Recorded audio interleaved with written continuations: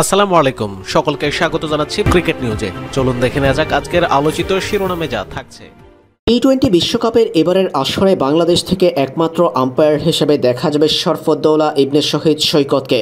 কদিন আগে আইসিসির এলিট প্যানেলে যুক্ত করা হয়েছে বাংলাদেশের এই আম্পায়ারকে। লম্বা সময় ধরে আইসিসির ইভেন্ট এবং আন্তর্জাতিক সিরিজে চমৎকার আম্পায়ারিং করে দক্ষতার পরিচয় দিয়ে আইসিসির এলিট প্যানেলে যুক্ত হয়েছেন শরফুদ্দৌলা ইবনে শহীদ সৈকত। সেই পুরস্কার স্বরূপ এবারে টি-20 বিশ্বকাপে তাকে দেখা যাবে আইসিসির এলিট প্যানেল আম্পায়ারদের সাথে। বাংলাদেশ বিশ্বকাপে নিজেদের প্রথম ম্যাচ খেলতে নামবে 8 জুন। এর আগেই বিশ্বকাপের প্রথম ম্যাচে থাকবেন এক বাংলাদেশি। কানাডা যুক্তরাষ্ট্রের মধ্যকার লড়াইয়ে 1 জুন দেখা যাবে বাংলাদেশি আম্পায়ার শরফুদ্দৌলা ইবনে শহীদ সৈকতকে। বিশ্বকাপের উদ্বোধনী ম্যাচেই আম্পায়ার হিসেবে দায়িত্ব পেয়েছেন তিনি। সেই ম্যাচে লাল সবুজের প্রতিনিধি শরফুদ্দৌলা ইবনে শহীদ সৈকত। ফিল্ড আম্পায়ার হিসেবে এই বাংলাদেশির সঙ্গে যুক্ত থাকবেন ইংল্যান্ডের রিচার্ড ইলিংওয়ার্ড। বুধবার এক সংবাদ বিজ্ঞপ্তিতে বিষয়টি জানিয়েছে ইন্টারন্যাশনাল ক্রিকেট কাউন্সিল আইসিসি।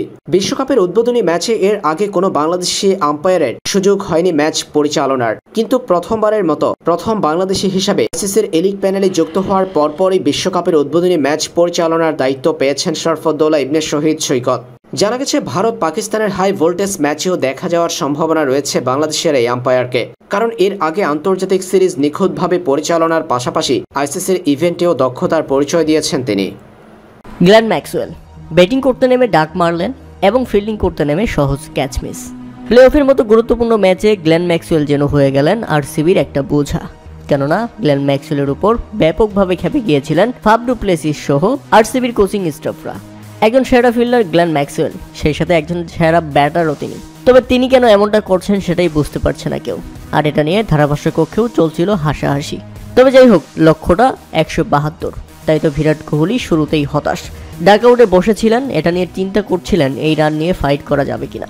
উল্লেখ্য যে প্রথমে ব্যাটিং করতে নেমে শুরুটা ভালো হলেও শেষটা ভালো হয়নি আরসিবির।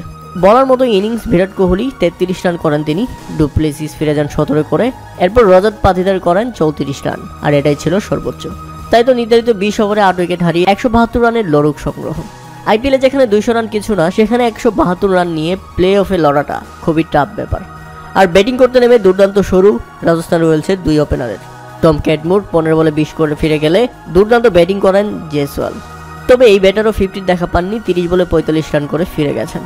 এরপর সঞ্জু স্যামসন ব্যর্থ হলে রান আউট হয়ে ফিরে যান ধ্রুব জুরাল, যেখানে মূলত 112 রানের মধ্যেই 4 উইকেট হারিয়ে ফেলে রাজস্থান রয়্যালস। তখন মনে হচ্ছিল ম্যাচটা যে কোনো মুহূর্তে ছিনিয়ে নিতে পারে আরসিবি। তবে না, সেখানে শিমরন হেটমায়ারকে সঙ্গে নিয়ে রায়ান পরাগ। অসাধারণ ফিনিশিং, অসাধারণ ব্যাটিং, এই 2 ব্যাটারের দারুণ ব্যাটিংয়েই জয়ের বন্দরে পৌঁছে যায় রাজস্থান রয়্যালস। তাতে বিরাট কোহলিদের কাঁদিয়ে আরসিবিকে কাঁদিয়ে আরও একবার ফাইনালের লক্ষ্যে এগিয়ে যাচ্ছে রাজস্থান রয়্যালস। কেননা তারাই তো আইপিএলের প্রথম চ্যাম্পিয়ন ছিলেন। এবার তাদের সামনে শুধু আরেকটা বাধা। দ্বিতীয় কোয়ালিফায়ার ম্যাচে সানরাইজার্স হায়দ্রাবাদকে হারাতে পারলেই আরও একবার ফাইনালের টিকিট পেয়ে যাবে রাজস্থান রয়্যালস। অপরদিকে তীরে এসেও আরসিবির স্বপ্নভঙ্গ। দুর্দান্ত খেলে ব্যাক টু ব্যাক 6 ম্যাচে জিতে দারুণ প্রত্যাবর্তন করলেও কোয়ালিফায়ারের প্রথম ম্যাচেই অর্থাৎ প্লে অফের প্রথম ম্যাচেই তাদের স্বপ্নভঙ্গ। প্রিয় দর্শক, এই নিউজগুলো সম্পর্কে আপনাদের মতামত দিতে ভিডিওটিতে লাইক দিয়ে নিচের কমেন্ট বক্সে লিখুন